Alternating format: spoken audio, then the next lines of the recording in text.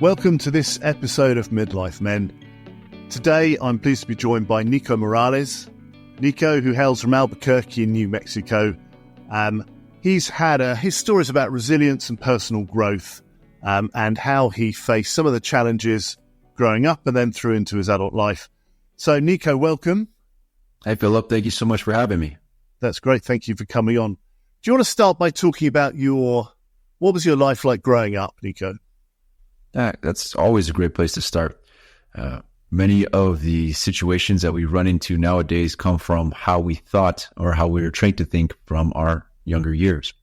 I grew up in a two-parent household here in Albuquerque, New Mexico. Both my mother and father were present in my life, which was great. I also had the extended family around, so my tios and my tias, my cousins, we spent lots of time together. The hub of the house was mainly at my grandmother's. So we would spend time at my grandma's house all day, playing around, having enjoyable time there. The formative years were great, but I grew up with this concept that rejection was a constant theme in my life.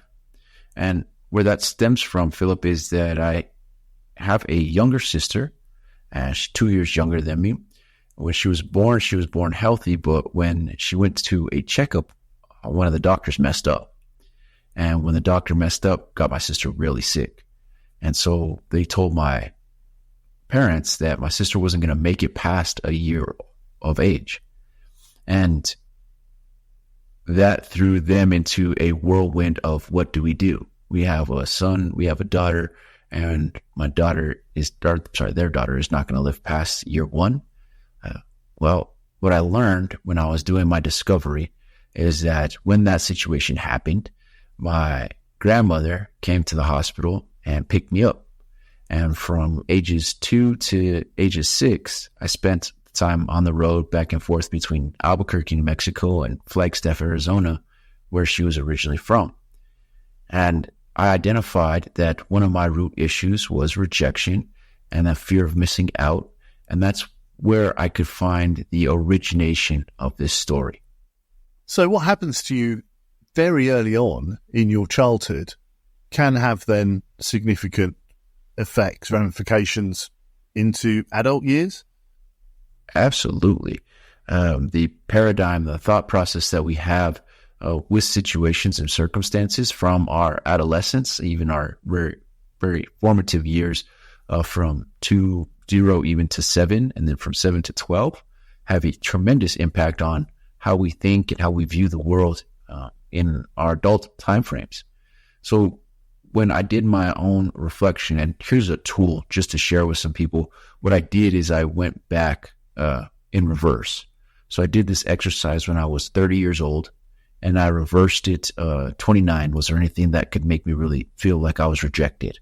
Was there anything that made me feel like I was missing out? Was there anything that made me feel like I had been taken advantage of? Was there anything that had made me feel like change was scary? And the last one that I used to ask myself was there anything that made me have the need to be right all the time? Was there a fear of being wrong? And after 29, I went to 28, 27, and repeated all the way down to as far as I could remember. And that's where I found the root issue. In addition to that, I've done self-reflection, and I identified the problem of the fear of missing out through an assessment that I have, that I got given to by a personal development expert that I trust. And when I found that root problem, then I had to figure out where the root of it came from. And how do you discover what the trigger was then, or what the cause was? Especially if you were so young, because presumably at the time, you don't realize what's happening because you think that's just normal. Everybody experiences it. So do you kind of bury that? Do you carry it around? How do you kind of open it up and realize that was the root cause? Well, I believe that the way to open it up, Philip, is to be honest with yourself. And when you're honest with yourself and you go searching for the answers are going to become prevalent. They're going to pop up. So when I would go search for the answer that, you know what, if I have this root issue of missing out, this root issue of rejection, then I should be able to identify where it comes from. So once you know what the problem is, you could then reverse engineer it and find out where the solution's at. And so that's how I worked it through. I took this assessment, I took this tool, I worked with other individuals to find out the main issue that I was struggling with. And then I did my own self-work to figure out the origination of it. And it's not easy. It's not fun, but it was something that I needed to do in order to mend and heal. And for men, we are very much problem solvers. And so having this as a problem is actually beneficial to the way our brains think, because then we can go looking for that solution, and that solution in itself will help give us other solutions and other insights. How did it manifest then, these feelings of missing out and rejection? How did they manifest in your daily life? Well, I learned that the fear of rejection and missing out manifested by needing to be included. I needed relationships. We all need relationships, but I needed relationships. It was a significant need for me. It was something that I needed to have happen all the time. And it manifested with hanging out with individuals who would accept me. Just because somebody accepts you doesn't mean that you need to spend time with them. And so hanging out with people who would just accept me was a problem, because in my early teens, when these issues started to really manifest themselves, I found myself as a newbie in a new school. So not just a new school being high school, but I was at a brand new location too. So I didn't know anybody at the school. And because of that, I would spend time with individuals who probably weren't the best choices. When I was 14 years old, I was invited to hang out with individuals who later on I found out were gang members. And because they were people who included me, I didn't see a problem with it, right? I didn't qualify their behaviors. I didn't qualify their actions with, am I wanting to be with somebody that, or being around individuals, hang out with individuals that conduct themselves in this way. I just saw somebody who wanted to hang out with me. I saw somebody who wanted to accept me. And so that's where it manifested. And then it would do things just to be accepted. So I would get out of my own character in order to be accepted. And I know as grown adults, that might sound weird and like, oh, well, we don't do that now. But if you don't do that now, did you do that in the past? And if you did that in the past, how is that impacting your current situation right now and the way that you think? So you're starting to, hang around with people who probably aren't, the best role models or best choice of people to hang out with. What happened next? How did things go forward? Well, there's a phrase in Spanish that my grandmother used to tell me, and it's "Dime con quién andes y te digo quién eres." And what that means is show me who you spend your time with, and I'll tell you what kind of person you're going to be. So I was spending my time with individuals who were disgruntled against their parents, who were rebellious, who had aggressive tendencies, and who participated in substance use. And so to be accepted with amongst my peers at this time, substance use was my way in. The aggression was already there. I wrestled from age 7 till 17. So I knew how to handle myself whenever they would try to rough me up. It wasn't difficult for me to kind of fight back and have a way with somebody. So I could stand my ground there. The rebellious behaviors and disgruntled emotions towards my familial group, well, we shared that one. The only place that I didn't fit in was with the substances. So I vividly remember the first time that I got high. I had gotten out of school, and one of them was like, "Hey, we'll give you a ride home, so you don't have to catch the bus today." I was like, "Cool." Get to hang out with people, and I don't have to catch the bus back home, and I get to hang out with people because when I came home, I was the only one there, right? My mom and my dad were both at work. My sister was at a different school at that time because she ended up surviving. And we got into the car, And all of a sudden, I knew what cannabis smelled like. I could smell it, and they were smoking it. Well, the blunt at the time gets passed around the car and comes to me, and I was faced with a decision there. I either participate in this behavior or I don't participate in this behavior, because it's all a choice on how we choose to act, even amongst our peers. And in that moment, I made the unfortunate choice of participating in the use of cannabis. I don't want anybody getting that thought, well, that's a gateway drug and that's what started it. No, the gateway was that there was a choice made to break my own character, what I knew was right or wrong, break my own conscience, and participate in things that I probably shouldn't have been participating in. And that was the gateway there, is that once I broke character, even at a young adult age, I started to implement that habit over and over again.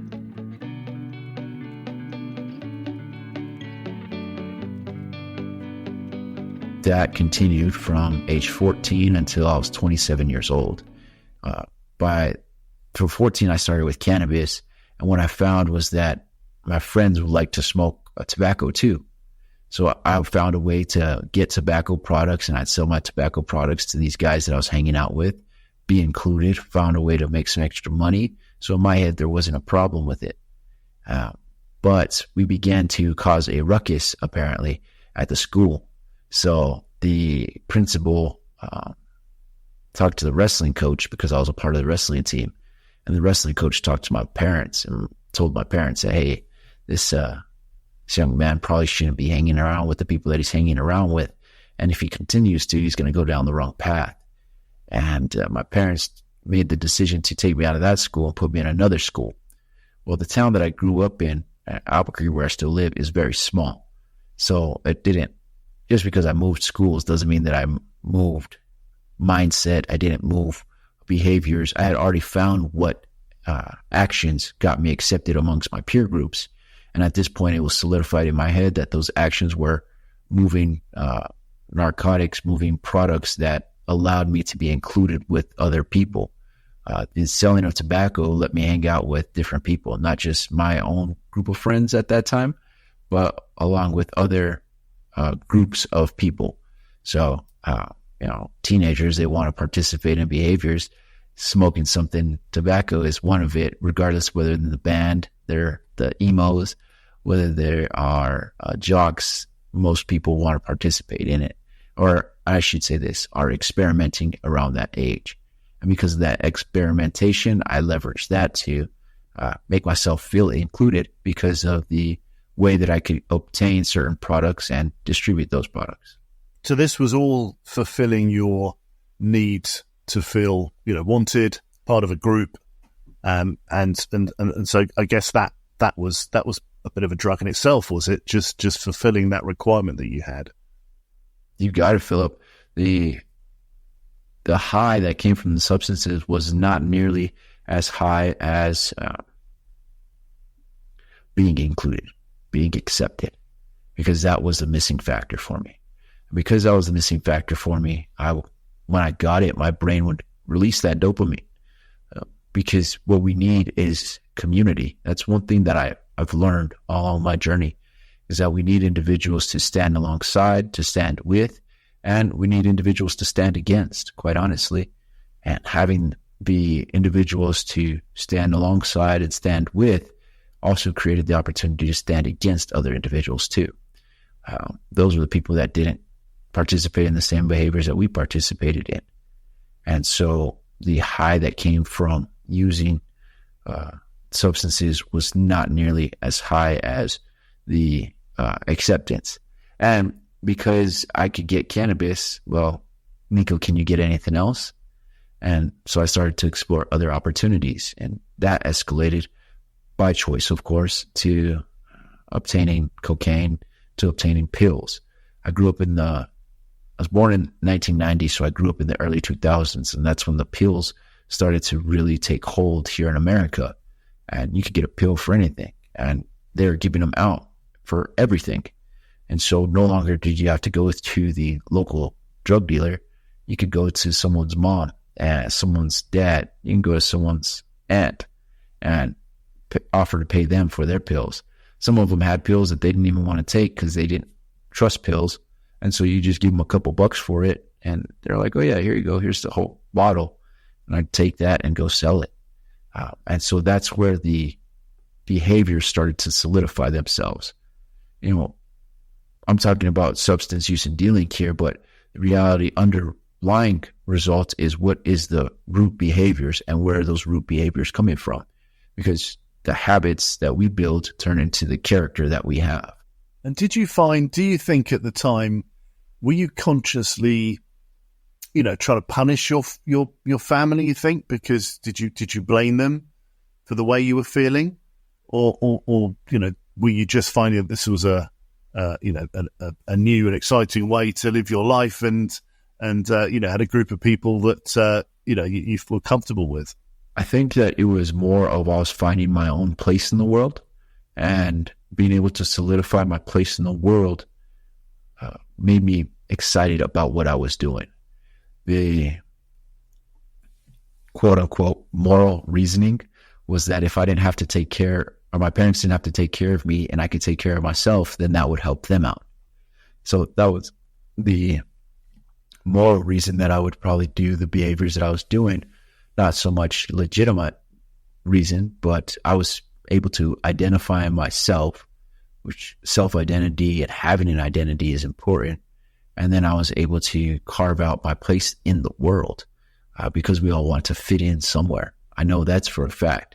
I ended up writing a book later on in my life, and having that identity for me is something that I still have to watch out for and be careful with. And I say that because there might be a man listening right now who has the career that they have because of an identity that was pressed upon them when they were young.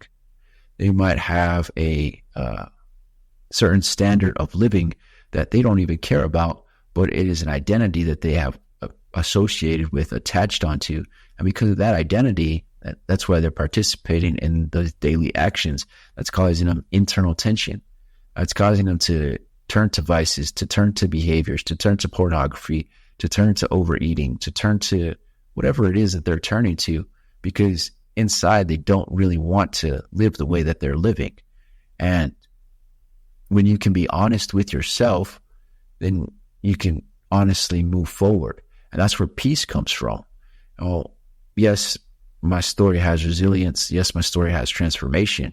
But at the end of the day, what I've been searching for my whole life is peace. And the only time that I found peace in my life was when I accepted who I was, naturally, who I was at my core. And for me, that's a person who loves to serve individuals, loves to help individuals, but also needs to set a standard. I'm a standard setter and servant person. And that's where I believe the identity comes in play, that for me, I attached to more than rebellion against my parents. Because later on, say early 20s, I was 20 years old. I wasn't even 21 yet. I got detained for armed robbery because of the amounts of drugs that I was using and the path that I had chosen to take. I got a reputation for doing things that were far risky. And so one day I got a call from one of the guys that I knew, and he said, "Hey, my buddy is going to be robbing some people. Would you like to participate and get some of the cut?" I was like, "Yeah, no problem with that." This guy tells me where to meet him, and he says, "You guys are going to go on your own. I'm not going to go on this one." Okay, no big deal. It's just a job to me. It was just a gig to me. And the individual gets in my car. He says, "We got to make 2 stops, and then we're going to go get these guys." I'm like, cool, no big deal. So we drive, and as we're driving, we're getting to know each other. We're getting to feel each other out, because this is my first time interacting with this individual. And we go to the apartment that he was at, and he picks up a gun there. We go to this other apartment, and we pick up some drugs there, because most of the time we were participating in these behaviors intoxicated. We end up calling these guys and meeting up with them behind a grocery store that was local. And I'm sitting in the truck. I got this single cab vehicle. I'm in the driver's seat. The individual that I'm with is sitting to my right. We got the middle console there. We're playing some music. The cab is full of cigarette smoke because we're both high and we're both smoking tobacco. And you can just feel this heaviness in the space that we're at, a tension, because I met this guy less than an hour ago and now we're about to go commit a crime together. Don't think about it at that time frame that way, but that's essentially what was going to happen. And he tells me, I know these young kids, they got a bunch of pills. We're going to set them up. All right, cool. You rob them, I'll make sure that we get away. But when you do that, make sure to get their cell phones and their wallet. Those two things that we got to get from them. So he cocks his gun, says, no problem, I'll get the cell phones and the wallet. Pull up behind this Chrysler sedan, and he calls the guy. He says, hey, I'm here. The guy gets out of his vehicle, which is in front of us, and the guy that I'm with gets out of my passenger side vehicle, and they meet in between the vehicles, the back of that Chrysler and the front of my truck. And I can see the guy that I'm with pull out the gun and put it in the guy's stomach and be like, hey, you're going to give me all your stuff. Well, unfortunately, the other individual who we were robbing laughed at him. And this gentleman did not take that well. So he grabs him by the back of the head and he grabs the butt of the gun and slams him in the face with it, knocks out some of his teeth. And you could just see the teeth go flying from his mouth. And I look inside of the vehicle and there's another gentleman inside the car. Well, the guy that I'm with grabs the drugs, but he forgets to grab the wallets and the phone. The reason why we took the wallets and the phone was because, one, I wanted their identities in case something cracked off and we needed to take further action. And two, I didn't want them to call the police. The situation escalated at a rate that neither of us were prepared for. So when he got the drugs, he went to the car, pulled out the other guy and was like, yo, give me all your drugs too. And so we got all the drugs, but we didn't get any of the stuff that would kind of protect us. It's weird to say that, but that would protect us. He gets back in my vehicle. He still has his gun, and he puts it on his lap, which is now directed at me. And I'm like, okay. He's like, let's get out of here. I'm like, let's get out of here. I pull off pretty accelerated. I make a right down this street. I make another left. I make another right. And I'm trying to get out of the environment, the area. Well, I get onto this main road and I'm going down so that we can go to this park and we can leave my truck there. Because at least we'll get rid of the truck for a little bit of time. We won't get caught. And as I'm driving down the street, this cop car pulls out behind us. And all of a sudden, the lights go on. And I'm like, use some profanity at that time.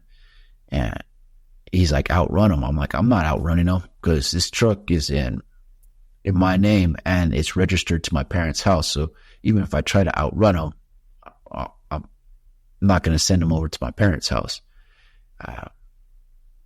He's like, all right, pull over. So I pull over. And as soon as I pull over, I had been in other situations with the police where I knew how to charismatically get my way out of it, speak to them in certain ways and deny everything so that we can. If neither of us tell, then we're good to go. But because our relationship, there wasn't any trust between us, as soon as I pull over, he opens up the door and he books it, catches it, this ditch, and I see him take off. In my head, he had just ratted us out, and I was pissed. Because by running like that, he was essentially telling him that we did something wrong. Cop pulls out his gun and he's standing behind his door telling me all these things. Put your hands on the roof of the car. They call in another set of police.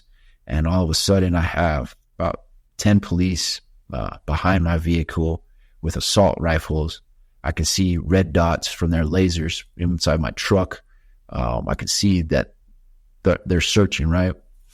It takes about 15, 20 minutes for them to approach me, pull me out of the vehicle, and then they bring the gentleman who was in the passenger seat of the vehicle that we had just robbed in with a car.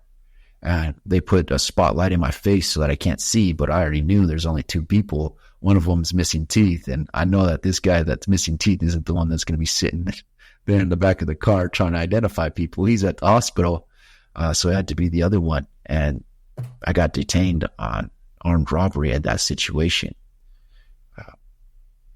That type of event is what got my attention, because that's when I learned that the identity that I had was not the identity that I want to have.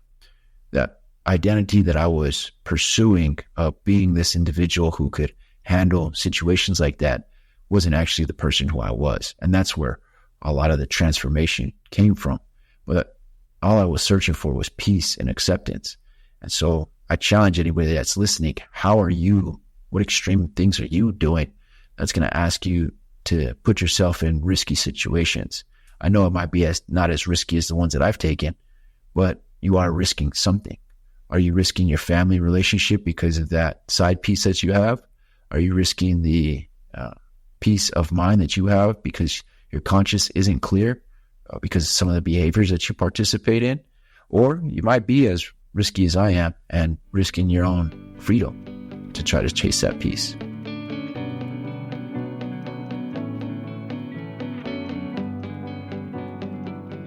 In your view, Nico, how common is it for, especially where you grew up, for young adults, adolescents to get caught up in this type of behavior?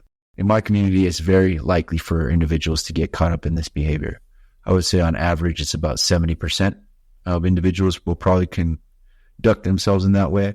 And that's just in my community here in Albuquerque. But I would also say that here in America, and I believe anywhere, that ruffian lifestyle, the gangster lifestyle, the bad boy lifestyle is very attractive. It's promoted. And so having that type of anti-traditional routes is something that will always be attractive. Now, where does that become attractive? I believe that it becomes attractive when that is the most attractive being out there, right? We all want to be somebody that can be admired, is where I'm getting to. And if that is what's being admired, an individual who takes charge, an individual who solves problem, an individual who isn't going to be taken advantage of, then why wouldn't you want to be like that? So on average, my guess would be about 70% of the community gets caught up in some form of this, whereas 30% never even participate. So it's a big problem then. It's widespread, and I guess there's a lot of people who have similar experiences to you. Then, and what happened? So you were detained. When you say detained, did you have a custodial sentence? Were you sent to prison? No, I was blessed enough to have a lawyer on hand. My family knew a lawyer, and the lawyer helped me out in beating the charge. So I never got sentenced, never got imprisoned. But I was very lucky in that situation because without that lawyer, my story probably would have went into prison. So you were detained for this robbery by the police. Was that the rock bottom, or were there other events that you went through before? I wish I could say that was rock bottom, Philip. That was not, unfortunately. That happened when I was 20 years old. I didn't make the change from my opiates addiction till I was 22. And by the time I was 22, one of the events that transpired was kind of compounded. I grew up around one of those 30% guys. He was one of my good friends, and he had a younger brother. And it was New Year's Eve. And New Year's Eve, I partied. I went out with the girl that I was seeing. We had a great time. We partied. We did all those things: drink, smoke, sex, all of it, right? And the next day, I get a call at like 6, 7 in the morning, and my buddy, he's telling me, "Nico, my brother's gone." I'm like, "Well, where'd he go?" He's like, "My brother's dead." And again, he's the 30%. He was a guy that never participated in any of these behaviors. And when he told me that, I was like, "Well, what happened?" He says, "I don't know yet, but the ambulance just came to pick up my brother, and I could really use you guys." So I scramble myself together and I go to meet up with him. And turns out his younger brother had went to a party and took some things that were given to him and didn't wake up the next day. I just passed away from the ingestion of whatever he ingested. And that stood out to me because at this point in my life, I was doing probably about 4 or 5 Oxy 80 milligram pills.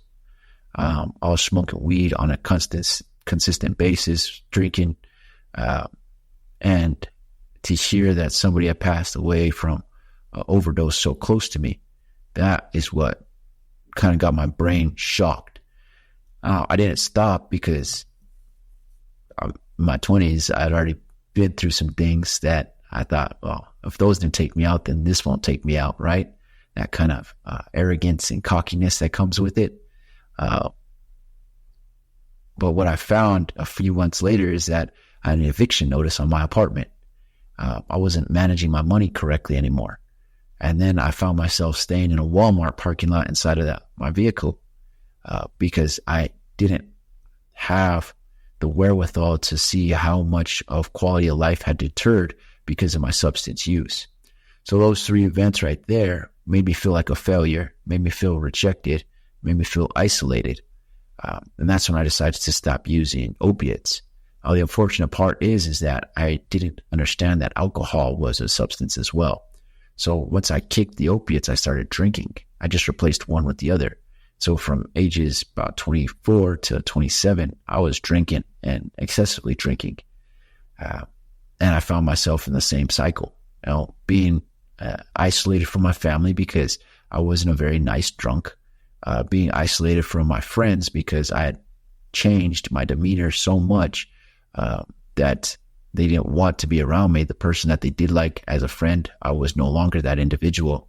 And I found myself living in a building that only had electricity, mainly because my mom said, here, your grandma left this house. If you want to stay in it, you can, but it better not be your coffin. And to be able to go into our grandma's house in my 20s, I realized that I had really been messing up. And I had been messing up because of the choices that I had been making, because of the people that I had been spending time with. And when I was spending time with those people and making those choices, it wasn't giving me the outcomes that I ultimately wanted. There wasn't a consistent group that accepted me. I always had to do something to have that acceptance. Like it was a quid pro quo, I think is how they say it. If you do this for me, I'll do this for you. That's what the relationship was. It wasn't true friendship. It wasn't trade camaraderie. So what happened then? You've reached rock bottom. You've realized perhaps you've made the wrong choices, taken the wrong path. What did you do next? Well, I grew up in a household that believed in religion. And so for me, because I don't like authority, I had been anti-religion, anti-authority. I didn't want to be told what to do. But I realized that if I wasn't going to let anybody tell me what to do, then I better be the one that tells me what to do, right? Like if there's going to be somebody you have to listen to, and if it's not going to be the authorities that are available, your parents in your childhood, and then, as you get into your adulthood, the community that you live in has authority that you must follow. I decided that I was going to explore what this religion really was. And so I decided to take a spiritual path down towards changing my life. And I've learned, Philip, that there's 3 ways that you can change the way that you think. One of them is called Emmett's Extreme Moments in Time.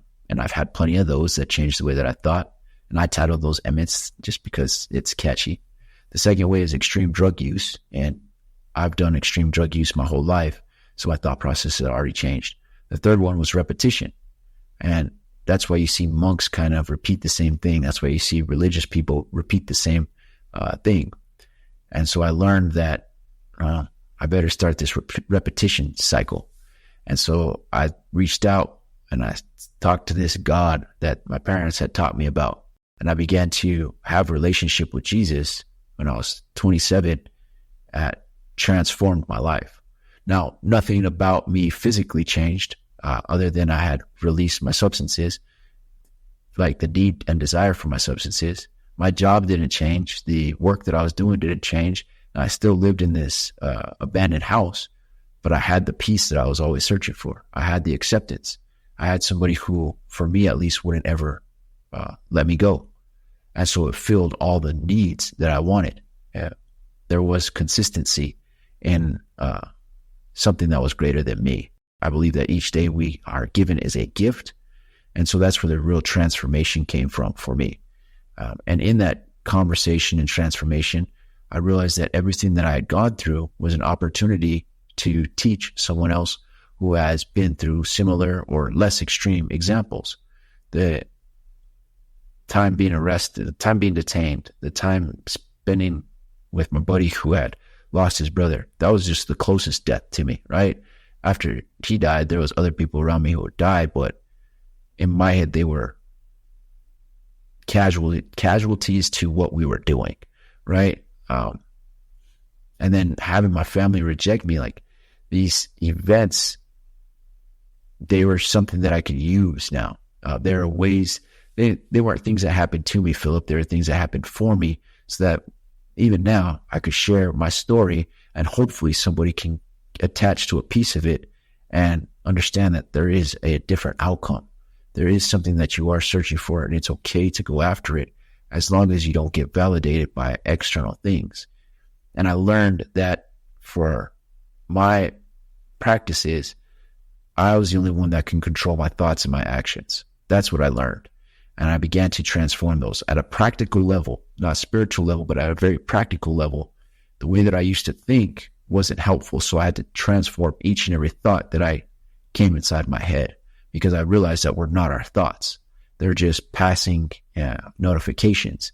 And by capturing it and either accepting it or rejecting it, I was able to change the way that I felt. And by changing the way that I felt, I changed the way that I chose to take action. I teach it in my speeches, in any chance that I get, as T: thoughts, emotions, actions. The thoughts that you have create the emotions that you have, which creates the actions that you take.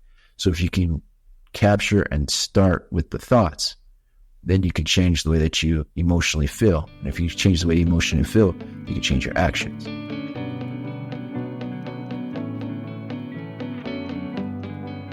It's a long way of saying how I made my changes, is that each and every day I would try to capture more and more thoughts, identify how it made me feel, and then choose to take actions differently from there. And by doing that, I was able to achieve a higher education. I ended up getting a job that paid for my schooling. I was able to write a book. I was able to stop all substances.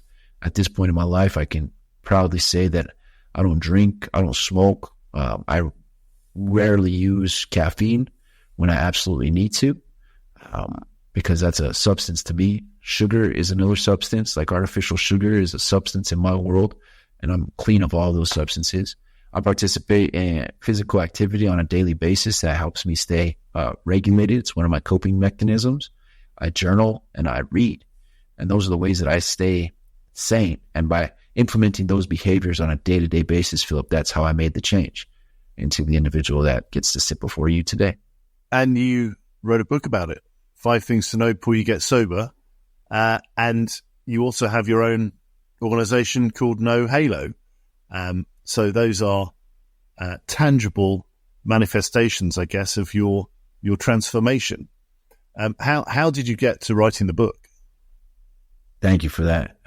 The way that I got to writing a book was one of the mentors that I engaged with, because I do believe in mentorship. I do believe in having strong men around you.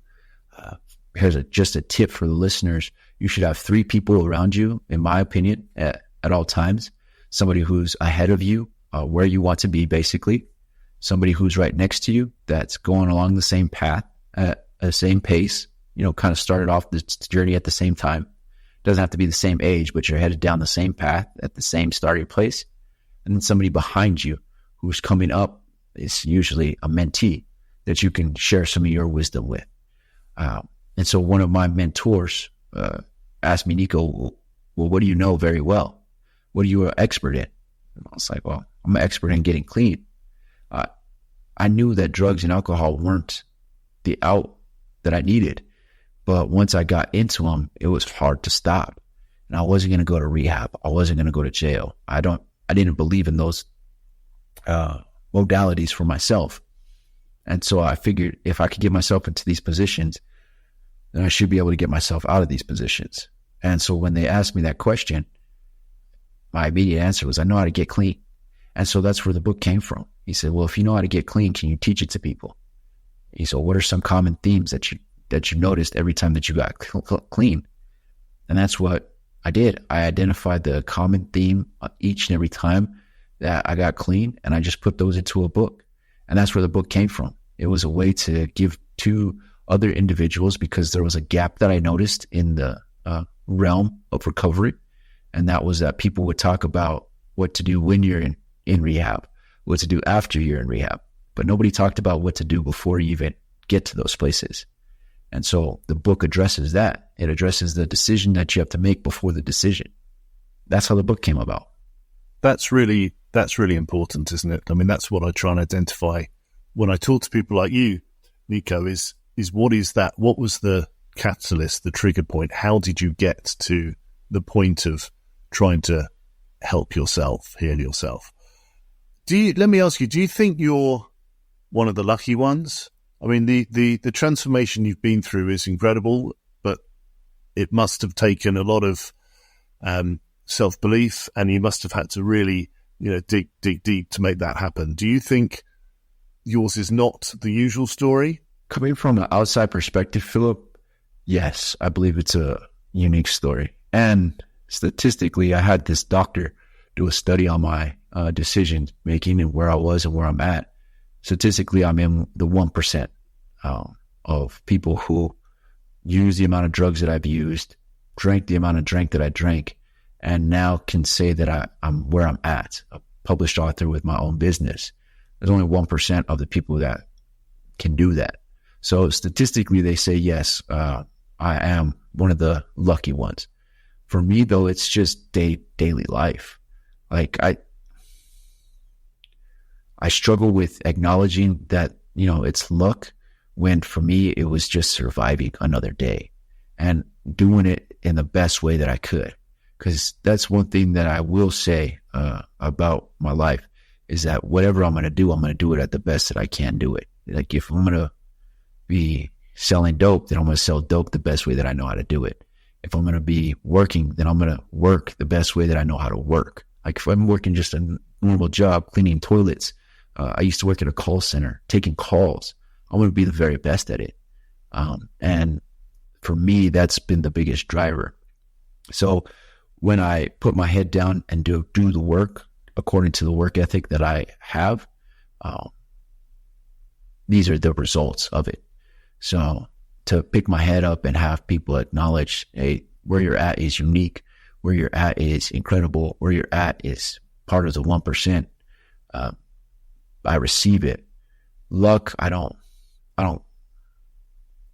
like to look at it that way because in my head, the way that I do this work is I do it in honor of those who can't do it.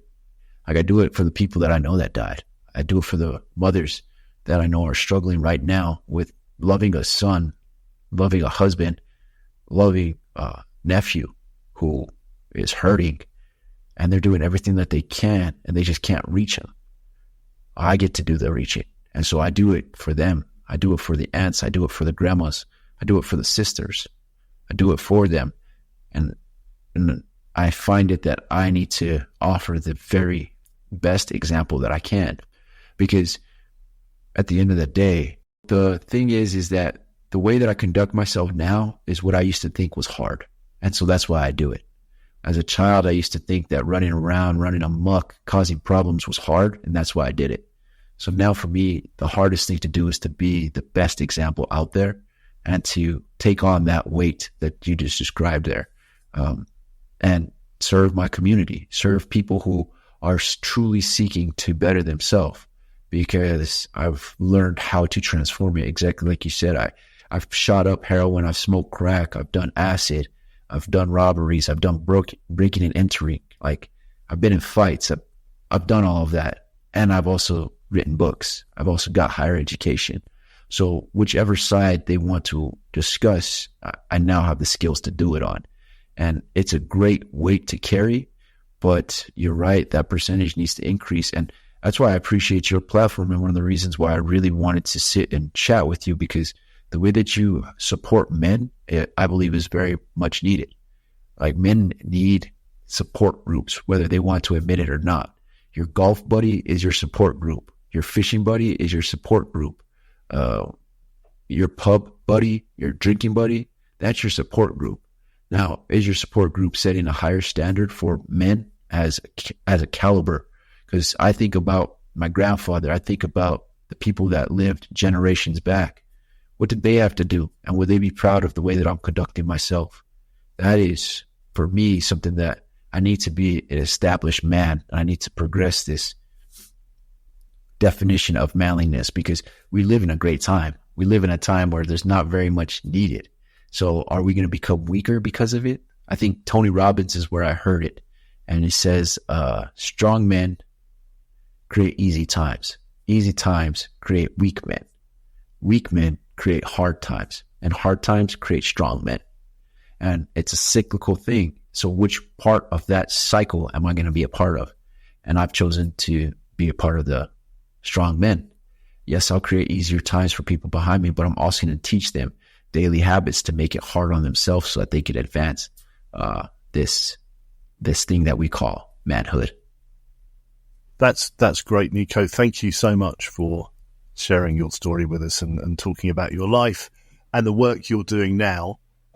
We'll put a link to your book in the notes. But let me just finish by asking you, what advice would you have for somebody you probably can't reach those people that don't want to listen right now, but what about, as you said before, the parents and the siblings and the friends? What can they do if they know, or they can see somebody's going down the wrong direction? What can they do to help? I would tell them to be the best example that they can be. For me, one of the reasons why I pursue the lifestyle that I pursue is because I've never seen a man who had a open and honest relationship with their God. I've never seen a man who, in addition to that, had a solid relationship with their wife and their kids and maintained that. And I've never seen a man that had multi-million dollars. I've never seen a man that has all three of those things. And for me, I want to be that man. I want to be the example. And what I would share to somebody that is a friend, a family member, maybe not somebody who's in my path, is, can you be the best version of you for those around you? Because if you can show that you're doing life without substances, if you can show that you're doing life without vices, that's what our community needs. Because if you can do it, then someone else can do it. Everybody got to put their pants on it the same way, regardless if you're across the pond or over here in America. You still got to put your pants on. And so if you can do it, then they can do it. You need to be the example. Do better today in creating that example. Thank you, Nico. I wish you the best of luck and continue with your good work. Thanks for joining us today. Thank you for your time and allowing me to be on your platform. Thank you for listening to the Midlife Men podcast with me, Philip Briscoe. If you want to find out more about the work that Nico does, visit his website, nohalonm.com. And you can find his book, 5 Things to Know Before You Get Sober, on Amazon and on other retailers. If you have a story to tell and you think your experience would help others, then please do get in touch, either via the website, mid-lifemen.com, or email me at midlifemen01@gmail.com. Finally, please share the podcast with people you know or you think would benefit from listening to it. If you enjoyed listening, then please rate or like the podcast. It really helps raise its profile and we can reach more people who might benefit from the stories that my guests share.